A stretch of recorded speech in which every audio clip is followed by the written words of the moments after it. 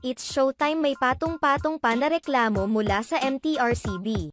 Isiniwalat ng veteran showbiz columnist na si Christy Furman na umpisa pa lamang ng mga suspension ng It's Showtime dahil marami pa umano itong kakaharapin dahil mayroon pang patong-patong na kaso sa MTRCB. Marami pa palang ibang kaso na nakasalang sa MTRCB ang programang ito.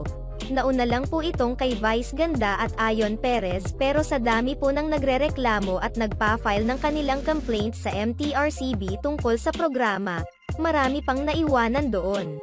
Nakasalang pa, pagsisiwalat ni Christy Furman.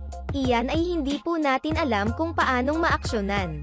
Kaya mahalaga na yung mga warning nung una, lalo na yung pagsasalita ni Vong Navarro nung June 3 ng salitang pag-aari ng babae, diba? Sakop kasi tayo ng MTRCB, hindi natin po pwedeng banggitin yung salita na nagsisimula sa letter T. Yun po ay talagang naroon pa pati yung iba pa pong pagkakasambit ni Vice Ganda at ng iba pang mga co-host na talaga namang nagmarka po sa publiko at inireklamo sila sa MTRCB. So itong 12 days suspension na ito ay umpisa pa lamang ito, dagdag pang pahayag ni Christy Furman.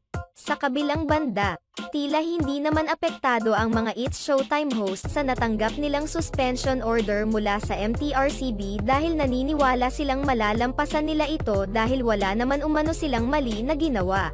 Sa ngayon ay hindi pa rin epektibo ang suspension ng MTRCB sa It's Showtime dahil sa paghahain nila ng motion for reconsideration.